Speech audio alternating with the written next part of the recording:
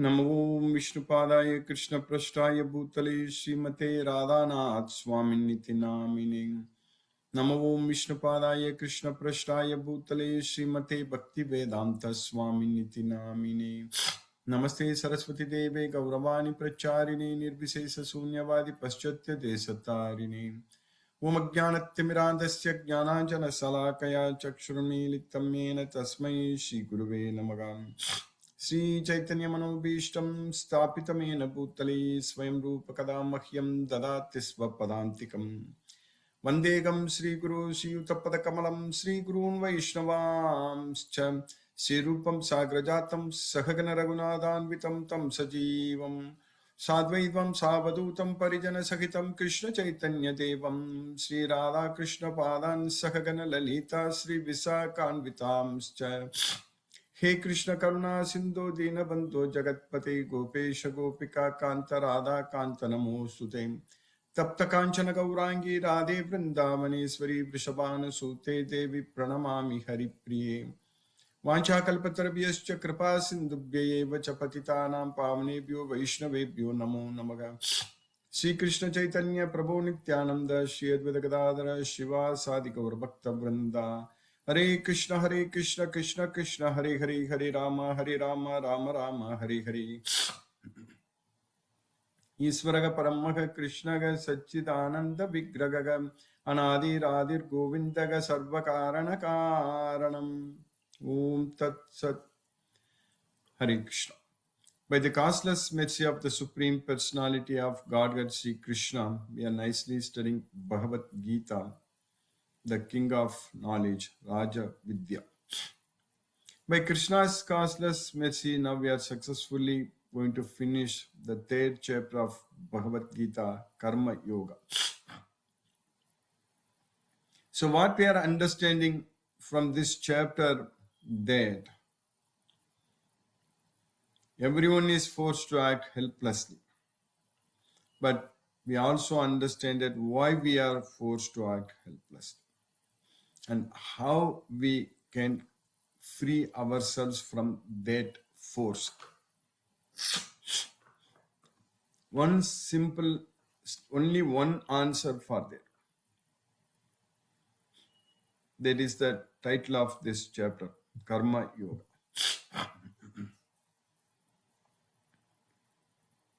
That's what we are understanding. Just to understand the essence of this chapter, third chapter, is Karma Yoga. Karma is action. Yoga means not affected by the results. So performing an action without attachment to the results is known as Karma Yoga. When we do that same action for Krishna, directly for Krishna, then that is called Bhakti Yoga. Directly means directly engaged in Krishna's service. For example, worshipping Krishna and bathing Krishna, dressing Krishna, offering prasadam to Krishna, and going to temple and rendering service there in the temple. So these all these activities are Bhakti Yoga, because that is done directly, that is personal service to Krishna. We can put it in another way, but direct personal service to Krishna is Bhakti Yoga. But performing all our activities like going to work, maintaining the family, then doing all other social responsibilities, doing everything, so that are all part of Karma Yoga. But both are, the end is yoga.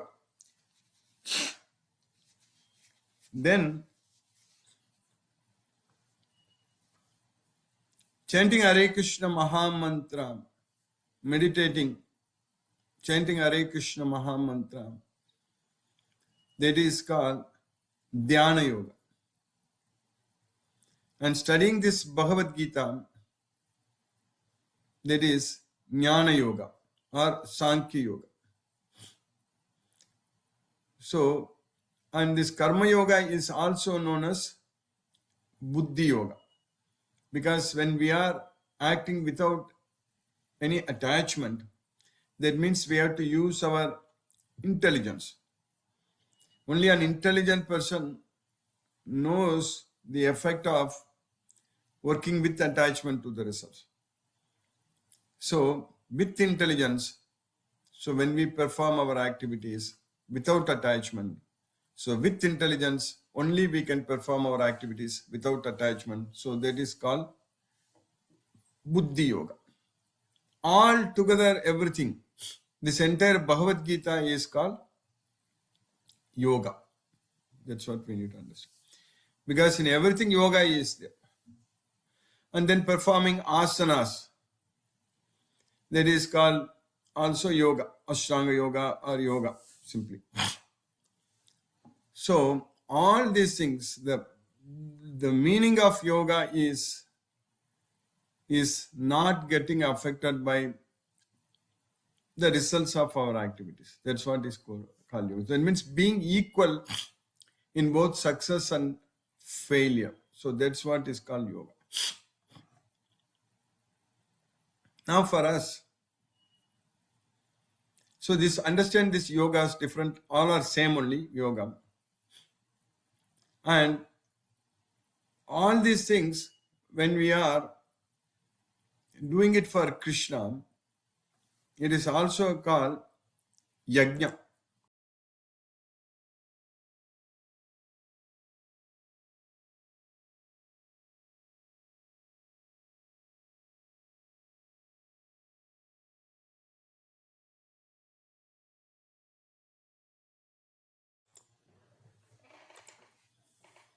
It's also called yajna. So when we are offering everything to Krishna. So there are different types of yajnas. So if you are studying Bhagavad Gita, means we will be performing, we are getting the knowledge and we will be performing yajnas. That means we will be performing everything as yoga. And Krishna says very clearly, happiness is there for a person only if he has the knowledge. Only if he is able to perform all activities as yajna. Then only happiness comes. Otherwise, no happiness. No peace of mind. Ajnascha ashraddhadanascha. In one shloka, Krishna says. In another shloka, Nayam lokosti ayajnasya. So, ajnasya, ayajnasya. If these two things are there, then there is no world for us to live peacefully and happily. Only if knowledge is there, then only we can perform yajna. So, the first important thing is knowledge. With the knowledge of Bhagavad Gita, we can do things, everything, all our activities, everything in the right way. So that means without this Bhagavad Gita knowledge, not knowing that we are the soul and identifying ourselves with the body, anything we do, there is simply no difference. There is simply no difference between having a human body or an animal body. That's what we need to understand. So thinking that I have sixth sense and I am a human and all those things is just useless if we don't have the knowledge that we are not the body. Because we are always going to act under the control of the modes of nature. Animals are also doing the same thing. They act by instinct. That's how they act. If we also do that, if we don't control our mind, if we don't control our senses, Then what's the difference between us and animals? So that's why this Bhagavad Gita is teaching us very, very clearly that all activities should be regulated. Everything should be done in a very regulated way. That is very important. Yukta. That is called Yukta. Yukta means acting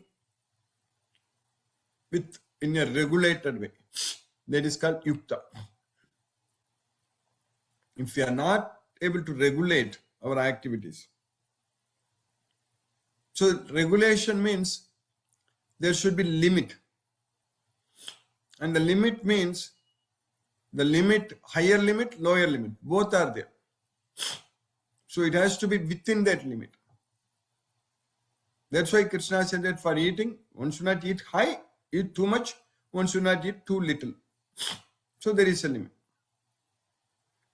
Similarly, for sleeping also, one should not sleep too much, one should not sleep too little.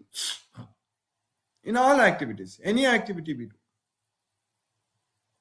we should not be doing too much. Too much of anything is poison, it's not good. Sometimes people think that, oh, I'm doing everything for Krishna, so I will do without sleep. Today, whole night, tomorrow, whole night. I'm not going to sleep, I'm going to do it for Krishna. That is ayukta. We may think that we are doing it for Krishna, but that is not yukta. That is called ayukta.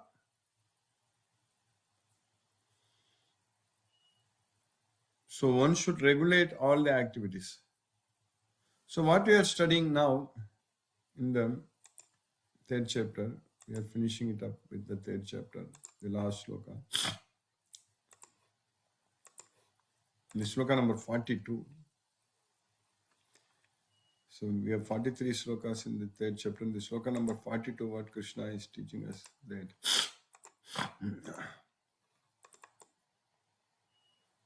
Indriyani parani ahur indriyebhya param manah manasastu para buddhi yo buddhe paratastu saha. So senses are superior to dull matter. We know very well. Without senses, just the body, all the parts can work, all the organs can work. But if you are not able to communicate with this well, both working and regulating, both working and knowledge acquiring senses, if they are not working, then it is no use of this life, living in this body. So that's why Indriyani parani ahur. Indriyebhyaha param manaka. Mind is higher than the senses. If mind is not under control, if a person is a mental, then also no use. Even if senses are working, mind control is not there, no use. And even if mind is working, but if intelligence is not there, then that is no use. That's what for many people, they will not have intelligence. Because Bhoga Aishwarya Prasaktanam Taya Apagrita Chetasam Vyavasayatmika Buddhir Samadham Na Vidyate. When we are attached to sense enjoyment and opulence, material opulence, and if our thoughts are carried away by such attachments, then there is no intelligence. And of course, the soul has to be inside the body. Even if intelligence is going to be there, we have to live. Soul is even above the intelligence. So the working senses are superior to dull matter. Mind is higher than the senses. Intelligence is still higher than the mind. And the soul is even higher than the intelligence. Then in the next sloka, what we are studying today, in the sloka number 43. Evam buddhe param buddva samstabhyatmanamatmana jahi satrum mahabaho kamarupam durasadam. So by understanding this knowledge fully, evam buddhe param buddha, that lust is our eternal enemy, Kamarupam, that is Nitya Vairi.